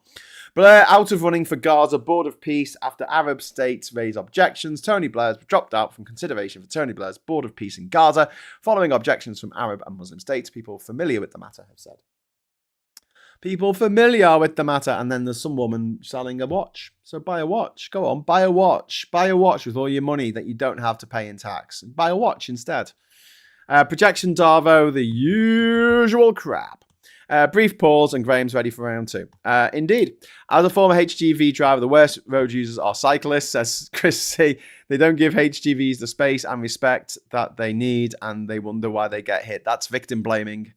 Chris, I'm sorry, mate, but fucking hell. Come on. You're in a fucking HGV. How much damage is a cyclist going to do to your HGV compared with the amount of damage you're going to do to a cyclist in your HGV? And again, going back to my point, is you don't have to do any kind of cycling proficiency training. You don't have to learn how to use the road. You don't have to know what the road signs mean to cycle on the road, which I think is wrong. Okay, so can we meet halfway and say, if you're going to cycle on public roads, you need to get a certificate. That is it. That says you can cycle on public roads. Otherwise, get off the bike and, trundle along on the pavement holding the bike. Not much point in cycling there, is there really? Until you get to the disused railway track or whatever you want to ride your bike without a license, right? But I do think we need to bring that in. But a HGV driver saying, "Oh, cyclists are the worst," when HGVs kill cyclists every fucking day is no, I'm not having that. I'm just not having that. That's it's a bit odd. I should respect my HGV. I mean, it's a little squishy human, mate. a little tiny fucking, mechanical fucking instrument from the Victorian age. Nick chat, if anyone is interested in the reality, Nick's talking about the EU. Steve says, I once had banging on the back of the wagon as I stopped at traffic lights on a steep hill right up to the curb to stop him coming up my inside, says Steve. As a driver of any vehicle, you're responsible for the safety of the most vulnerable road users. Yes, Mark, I absolutely agree. So, there's a pyramid. There's a pyramid. Children, disabled children at the top, then children who aren't disabled, then disabled adults, then adults, pedestrians walking around. But for far too long, we have given precedent to the cars, the vehicles, and said, no, you're in charge. Might is right. You're in charge. And that's why in like America and Australia and Singapore, they have the jaywalking rules where you're not allowed to walk onto the fucking road. And if you do, and you do get hit by a car, it's your fault. It's your fault. You shouldn't have been there. Shouldn't have been in my way of my fucking vehicle. And the number of road deaths in America is going up. It's going up. With all the safety features that we've got, it's going up. Not necessarily for the people in the cars, because they've got more safety features than ever before, but for the pedestrians and the people on bikes. Bikes. Anyway, should we wrap up this bullshit about this disgusting Peggie woman? Yeah, the like I said, the Sex Matters, TERFy fucking transphobic group described the ruling as disappointing. 4 women in Scotland criticised the tribunal, right? GC groups and headlines, as we saw a few there, trying to portray this as a win when it's not. And major, media headlines, they said it was a win. There was a headline in the Guardian that said it was a win. There was a headline on the BBC website that said it was a win. And there's a broader legal context here. The recent tribunal, Leonardo UK in Edinburgh, women objecting to trans women using a toilet. She lost a discrimination claim. Policy deemed proportional and legitimate. And Good Law Project's trans rights lead said that the Peggie ruling confirms that bathroom/changing rooms are not automatically off limits to trans people under the Supreme Court decision, which is something the Supreme Court said when they made their decision. Their bullshit decision, which is bullshit, and it's just opened up a whole fucking can of worms, and it's going to cost charities and institutions like the NHS that we pay for out of our own taxes. It's going to cost them fucking millions, perhaps billions over coming years, as these TERFy motherfuckers with infinitely deep pockets, funded by the likes of J.K. Rowling and the oil oligarchs and Russia and Saudi Arabia and all these fucking oil motherfuckers. Don't forget, 80% of funding for transphobic groups in America comes from the oil industry. That their money is unlimited, and it's our taxpayers' money that is being used to fight for the right of trans people to exist. And that is ridiculous. What should happen is the government should get off its fucking arse and protect trans people in law from these vexatious fucking lawsuits, and they should override the Supreme Court decision by reinterpreting the law, which they wrote, by adding a statutory instrument which defines women as women, cisgender women, and trans women. There you go. All done. Happy days. Or if you want to try and be a twat about it, right? Say women, trans women with a gender recognition certificate, but then you have to make it a fuckload easier to get a gender recognition certificate, something that Theresa May wanted to do 8 years ago. Well, it was blocked by other transy fucking, TERFy fucking trans-hating motherfuckers, Yeah, it seems mad today that the Labour government is more transphobic than the May government of 2018. That's fucking mind-blowing to me. So anyway, additional context here from released documents and reporting include no obligation exists for NHS workplaces to provide single-sex changing facilities. Many NHS staff routinely use unisex facilities due to space limitations. Court transcripts show no abuse or vexatious behaviour from Dr Upton. Harassment was documented as only coming from Peggie, the TERF, and tribunals and internal reviews consistently found no wrongdoing by Dr Upton in this case. So there you go. Breaking news, says Chrissy, a 17-year-old girl was recruited to work alongside hardened criminals in the prison service in the latest scandal to hit His Majesty's provision, what is it? Prison and Probation Service. Is that what PPS stands for? Postscript. I have to walk in the roads all the time in my area. They park 1 foot away from my mum's gate. I had to leave notes on the windscreen, says Sean. Yeah. Another thing that we need to deal with is fucking motorists parking in places that ruin things for pedestrians, especially pedestrians who use wheelchairs. Speaking of jaywalking, my ticket in Bakerfield, California is lapsed, statute of limitations and all that stuff. Oh, jolly good. Jolly good. David Henning says Nick Chat. Oh, I've read that one. Breaking news. What's this? Hardened criminals. Chris C, as a cyclist and driver of a car, lorry, and motorbikes, I know about things, and I think cyclists should know the rules of the road. Yes, I think we can all agree on that. I just don't agree with saying that it's all the cyclist's fault, because there is no obligation to learn what the road signs mean. And at the end of the day, like I said, you're going to do a lot more damage to a human in your HGV if you hit them than they are on their bike if they hit you. Simon Smith, my sister got a speeding ticket in the UK the day before flying home to California. The notification arrived after she left the country. Police basically shrugged their shoulders. Yeah.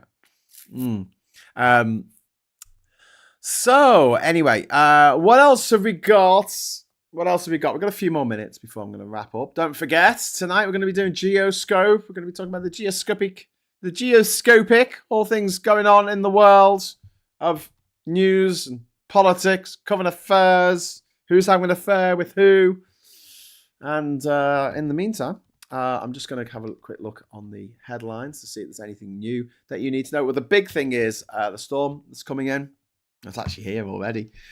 Storm Bram, named after Bram Stoker. And warning issues as heavy rain and winds hit much of the UK, especially down in the southwest of the country. So if you're down in Devon, Cornwall, please stay safe. Don't make any journeys that are not necessary. No unnecessary journeys, please. No unnecessary journeys. And this is a result of climate change. So there you go. And then we've got the story that I touched upon a little bit earlier when I mentioned about, because it was in the newspapers, hungry mothers and dirty wards. Maternity care much worse than anticipated, review chief says. Hungry mothers, dirty wards and poor care are blighting England's maternity services.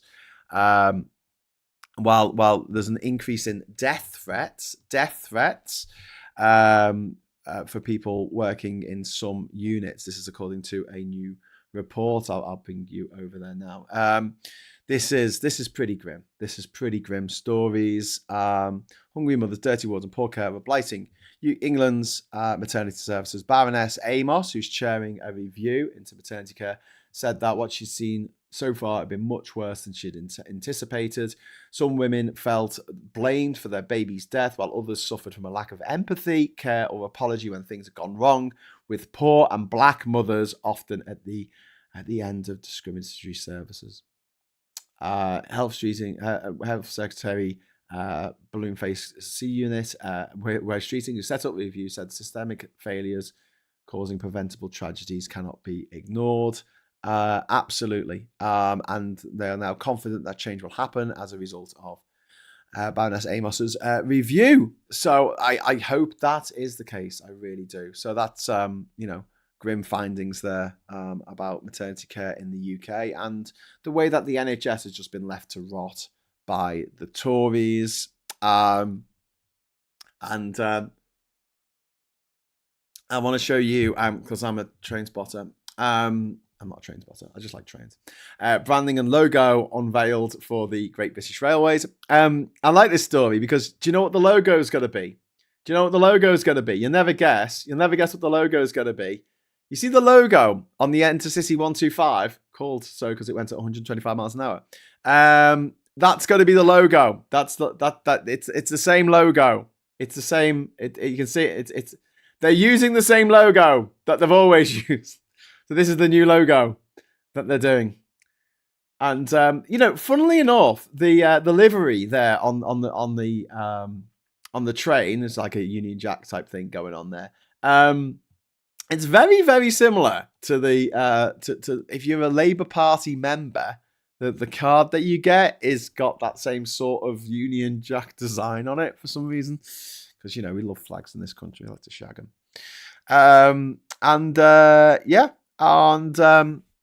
We've got, what else stories have we got? Ooh, Golden Globe nominations. Let's quickly do this. I know some of you aren't interested in movies, but I am. One battle after another leads the Golden Globe nominations. It could win one Globe after another. Listen, right? I don't put you on a bum steer, right? I just don't do that, okay? Honestly, it's really good. It's all over the shop. It's the maddest film. It is the maddest film. 1 minute, I'm sitting there clutching the fucking, you know, the edges of my seat. Next minute, I'm laughing like a fucking drain. It is just a bonkers movie. It is The Big Lebowski meets Quentin Tarantino, Paul Thomas Anderson, just putting together this crazy fucking movie. Well worth watching. What else have we got on the list? We've got One Battle of Another, Sentimental Value, which I haven't seen, Sinners, which I have. Hamnet, I've also seen that. It's very good. Sinners is fucking fantastic. I will recommend Sinners to anyone. Hamnet is great, but it's a bit of a Sunday afternoon movie. Cuddle up on the couch, you know, kind of film. It is sad, emotional. It's very emotional, I'll say. Frankenstein got 5 nominations. Frankenstein, I liked it. I just wish I lived in a world where I didn't know the fucking story. I'm sitting there going, I've seen this before, but I don't want to do any spoilers for a book that's over 200 years old. But in it, the creator of the monster, Dr. Frankenstein, he creates this monster. He brings life to parts of corpses that he stitched together, and because the creature isn't as intelligent as he would like the creature to be, or doesn't seem as intelligent, he throws a fit and burns his old lab down and tries to kill the monster. And you're like, what's the problem? You've made a monster. What more do you want? You've made life from a dead bits of human beings, mate. Take the win. Take the win, Dr. Frankenstein. But no. Hubris. Wicked for Good got 5 nominations, and It Was Just an Accident has got 4 nominations. It was just an accident. Well worth watching. Again, I've seen it at the. I saw Hamnet, Frankenstein, and It Was Just an Accident at the Toronto International Film Festival in September. It Was Just an Accident is an Iranian film. And it's about a group of Iranians who were tortured, blindfolded by a man with a fake leg, a squeaky leg. And they hear the squeak, or one of them hears the squeak, and they kidnap this guy. They don't know what he looks like, but they think that this guy is the squeaky leg guy. And it's a black comedy drama, and it's well worth checking out. There's been some snubs in this, in that... some people were not nominated, but I don't care about that. And some films were shut out. Wicked for Good was missing out on Best Comedy or Musical, is notable. Missile Thriller, House of Dynamite, Catherine Bigelow's film with Rebecca Ferguson. Excuse me while I sigh. We didn't get any nominations, but then it's not like it's all right. If you've seen it, you'll know why I'm saying it's all right. There's an issue with the film, isn't there? For those of us who've seen it, please no spoilers for people who haven't. Christie sports biopic with Sydney Sweeney got no nominations whatsoever because it's shit and no one went to see it, and no one likes Sydney Sweeney because she's a MAGA fuckwit, and people don't like MAGA fuckwits. You know, they just don't like them. But yeah, the full list of nominees, we can go over here to the nominees if anyone cares. Like I say, It Was Just an Accident, well worth seeing. Begonia, which is the new film by the Greek director whose name currently escapes me. He's got Emma Stone in. It's fucking brilliant. Well worth recommending that. One Battle After Another. That's obviously down in the comedy category, but it's like a black comedy drama. It is very funny, actually. It does have very funny bits in. No Other Choice is also in the comedy section. And I mean, okay, when I'm saying that One Battle After Another is a dark comedy, No Other Choice, which I also saw at the Toronto International Film Festival, this is jet black. This is It tells the story of a man who loses his job at a paper factory and he wants to get his job at another paper factory. But he sees there are about 5 people who are more likely to get the job in the paper factory than he is. So he embarks on a quest to kill all the other possible applicants to the job. It's a bit like Kind Hearts and Coronets, the Alec Guinness Ealing comedy, the black, dark Ealing comedy, in which the main character is, I don't know, 13th in line to inherit this huge amount of wealth, and all the 12 people who stand to get this ancestral money in front of him are all played, men, women, young and old, are all played by Alec Guinness. So he has to kill Alec Guinness time and time again. Very funny film. Anyway, so dark comedy, no other choice. And Secret Agent here. I think this is a Brazilian film, which I haven't seen, but I'm planning to watch maybe tomorrow night. So I'll let you know how that is. Best animated film, K-pop Demon Hunters is going to win that. I'm just going to put my money. I'm going to bet my house on that because it's fucking awesome. Best female actor, Jessie Buckley, Hamnet, All Day Long. Absolutely all day long. She deserves it. She will get it. I pretty much guarantee. Best male actor, Michael B. Jordan for Sinners. He plays twins in it. You wouldn't know. He's fucking brilliant in it. Absolutely, 100%. All day long, he should win. Best female actor for musical or comedy, Chase Infantini for One Battle After Another. That's my pick. I don't think she'll win, but I think that she should definitely win.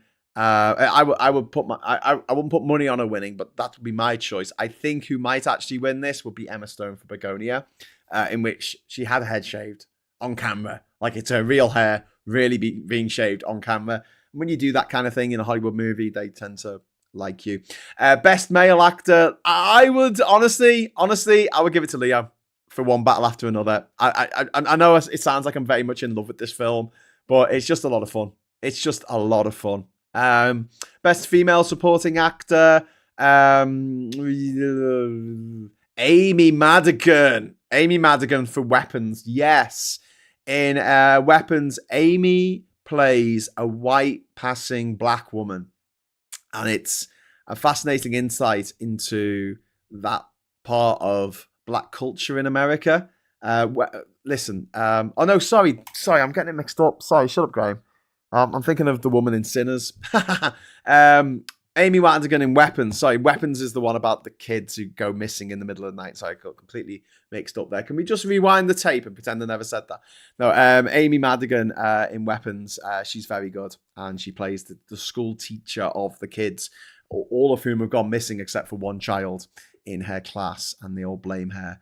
Yeah. Oh, then Tiana Taylor, One Battle After Another. She could definitely get it. Do you know who I wouldn't give it to? I wouldn't give it to Ariana Grande for Wicked. I just wouldn't. I know that sounds really crap, but she played pretty much the same role that she did in Sam and Cat on Nickelodeon, or was it Disney Plus? I don't know. Whatever it fucking was. She just played like this ditzy blonde girl who goes, "Hello, I'm a ditzy blonde girl." It's not really stretching your acting chops. Sorry for getting the Weapons and Sinners mixed up there. It's quite embarrassing. Oh well, good job no one was watching. Okay, so onwards we've got Best Male Supporting Actor. Benicio del Toro, One Battle. I'm sorry, but yeah. I would give it to him rather than Sean Penn, because I hate Sean Penn because he wants to beat up Madonna. He can go fuck himself. But yeah, Benicio del Toro in One Battle After Another is just supreme. He is just absolutely awesome. He plays a kind of version of Dr. Thingy from Dr. Gonzo, whatever his name is, from Fear and Loathing in Las Vegas. He's like a version of that, but slightly more sober. Slightly. Cinematic and box office achievement. I don't get this because Avatar's on the list, which isn't released till next week. So I don't know why it's on the list because it hasn't made a cinematic or box office achievement yet. But I'm assuming they're assuming that it will, like its predecessors, take over 2 billion at the box office. So there you go. And I wouldn't give it to that. I'd give it to K-pop Demon Hunters. because it's just boss. Ooh, weapons. Sinners. Ooh, Sinners, weapons. Ooh, best director. I would give it to Ryan Coogler. I really liked One Battle After Another, but if it was up to me, Sinners is one of the most enjoyable films of the year. It is black comedy, musical, vampire, zombie film set in the 1930s in America, in the Deep South. It's just great. It's just brilliant. Best screenplay, Paul Thomas Anderson, Ryan Coogler, Sinners. Ooh, I would give that to Sinners again. It's just really good. Sinners, yeah, I'll give it to that.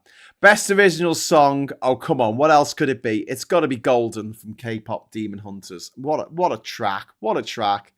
Everything else can get in the sea. And best original score. Do you know what? I'm gonna deviate slightly here. Oh, I did like Johnny Greenwood's score for One Battle After Another. I've actually seen all them, so it gives me a good opportunity to sort of pick one. No, I've changed my mind. I was going to give it to Frankenstein. I'm going to give it to Sinners. I'm going to give it to Sinners because it's a musical. It's a fucking great musical. Fucking take it. Take it. Take it. Take my award. Anyway, so that is the Golden Globes 2026. Chosen by the Hollywood Foreign Press, apparently, whoever that is. How can they nominate a film that hasn't been released on the box office performance? I don't know, Diz. That's what I'm confused about. I assume it's going to be, you know. Chris C., the lad from Adolescence, has been nominated for Golden Globe, much to the disgust of the Gammons. Yeah, because they hate it, Chris, when you have someone who's from a working class, or at least a non-private school background. They hate that. Badenoch announced at a speech this morning that she worked a shift at a cafe on Friday, and the owner complained that she was paying more to support lazy benefit claimants. No, you're not. You're literally not. Mate, come here. If you want to pay 500 quid a month for your healthcare, right? Your healthcare insurance, not your actual healthcare, but your healthcare insurance, which may or may not pay out on the event of your injury or getting a disease or a virus or whatever, or needing medical support in any way. Yeah. That may or may not pay out. And even if it does pay out, you have, what are they called? It's like an excess, isn't it? They call it like a reductible or something. Basically, you have to pay up to $5,000, maybe $10,000, $20,000, $50,000 yourself for, I don't know, having a baby or breaking your arm. Yeah. Then tell me how much you have to pay out. All right. Have a look at what's going to happen in America on January the 1st. It's got to be beyond fucked. Beyond fucked-a-roonied.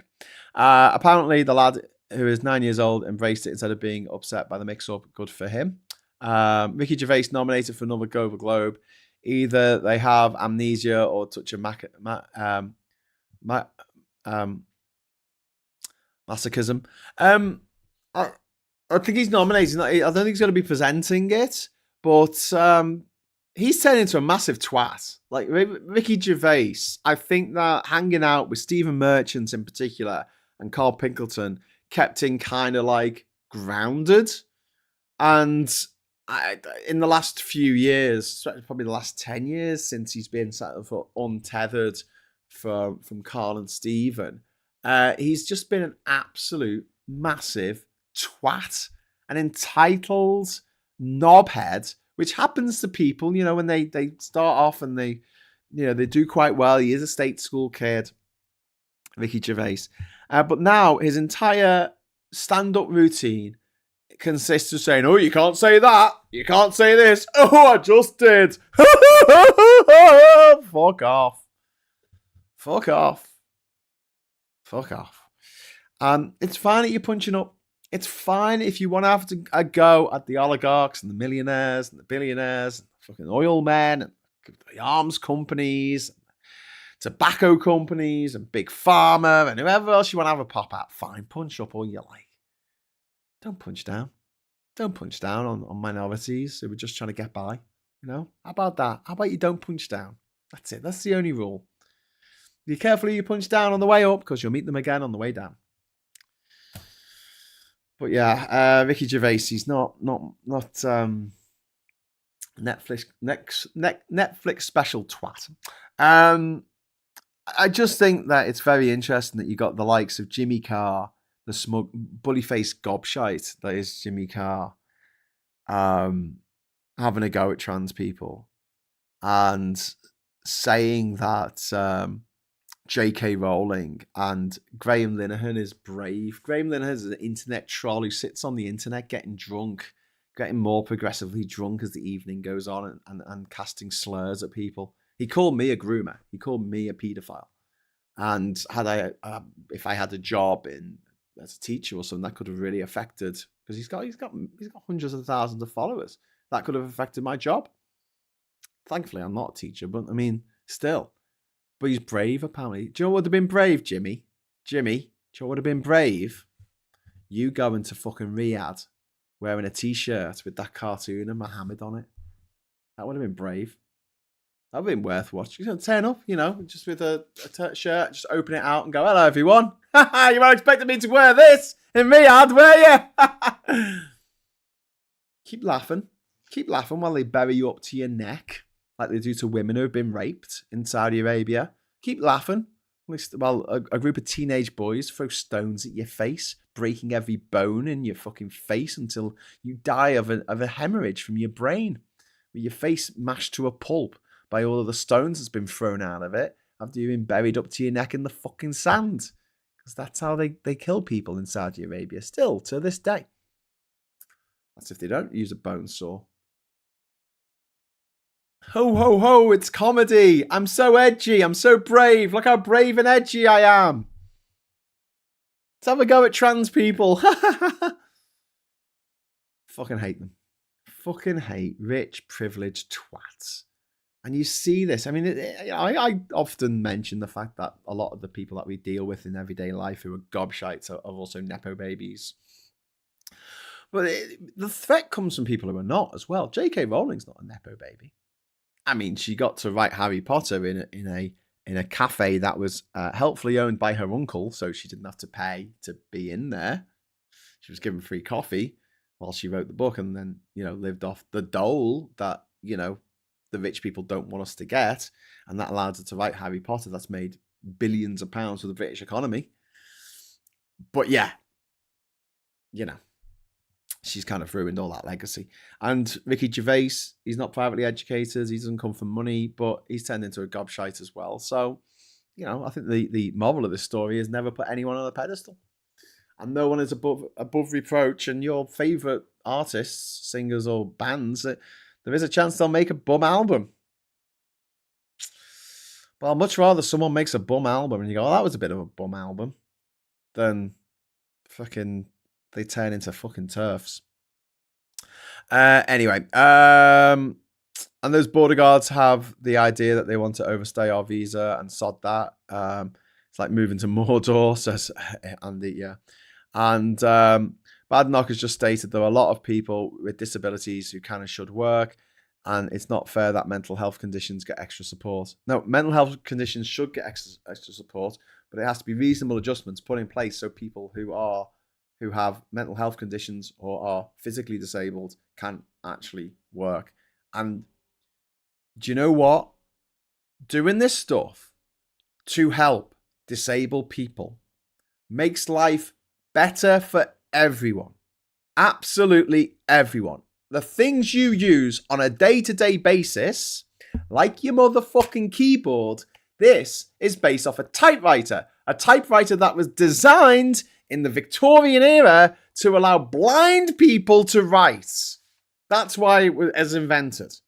Touchscreens were invented so that people with carpal tunnel syndrome could use a mouse. You use a touchscreen every day on your phone and you use a keyboard on your phone. Subtitles are there for the deaf, but they're also really fucking handy for people who aren't deaf, who like to follow what's happening. Especially if you're watching Christopher Nolan film and you can't hear what's going on because the soundtrack's too loud, the sound effects are too loud, and the people are just mumbling. Or people with ADHD. It really helps people with ADHD to have subtitles on the screen. It helps them follow the story. Disabled ramps help people who are not just in wheelchairs, but people who are trundling luggage along, tourists with their luggage. It also helps mothers and fathers who are pushing pushchairs. It really fucking helps. Having a bus that kneels and allows you to go on, seamlessly off the curb is really handy for people with luggage and people with pushchairs, as well as people in wheelchairs. Every time we make a thing to help people who are physically or mentally disabled, it actually helps people who aren't. But Badenoch can't see that because she is a rich, privileged, privately educated, preening, pustule. Trying to come up with some more alliteration there. But yeah, it is actually fucking disgraceful. Disgraceful that these rich people who went to private school shit on people who are disabled, shit on people who are trans, shit on people who are gay, shit on people of other religions or ethnicities. And it's fucking wrong and it needs to fucking stop. I could go on about the number of things that were invented, sometimes by disabled people to help them get on in daily life. These are reasonable adjustments to make. Absolutely reasonable adjustments. And now a lot of companies, when they have their big AGMs or they have their what's it called when everyone gets together? Conferences? A conference? Not a conference, is it? What's it called where a company all gets together once a year to, all the staff get to meet each other from the different offices around the country, whatever that, it's probably called a conference, something like that. But it allows them, when they're doing stuff like that, to help people who, in the auditorium, who, might have other things to do. When someone's speaking, to have subtitles on the screen coming up is really fucking useful. It's really fucking useful. Not just to people who are deaf. Nick, I'm now imagining this advert, obviously with Samuel L. Jackson. What? And Andy says, always had a horrible cold, chest infection every Christmas. Started taking vitamin D a few years back, nothing. I'll get a sniffle for half a day, then nout. I'm sorry to hear that. Badenoch is projecting. She knows an intellect like that is a disability. She has the brains of a refresher. They only just started putting Braille on notes. Yeah. Okay, so I'm going to head off now. Thank you very much for watching up to this point. Thanks very much for the super chats. We made it to the target. We got Confetti. We got Confetti twice. That was my mistake, but, it's all good. I also got Weapons and Sinners mixed up, and now I'm going to have to go and walk into the sea forever. Sinners movie.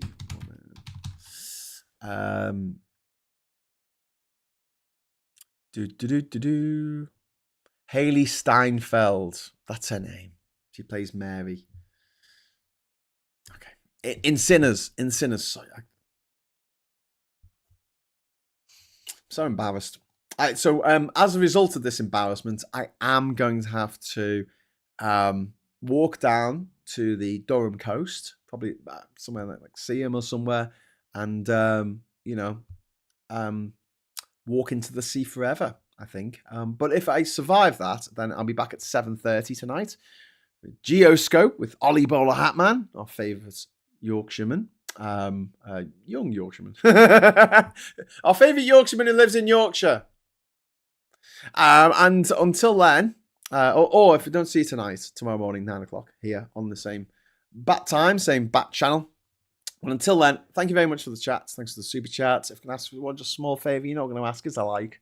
Go on, give us a like. And if you're not subscribed, please subscribe. Subscribe to the channel. Subscribe.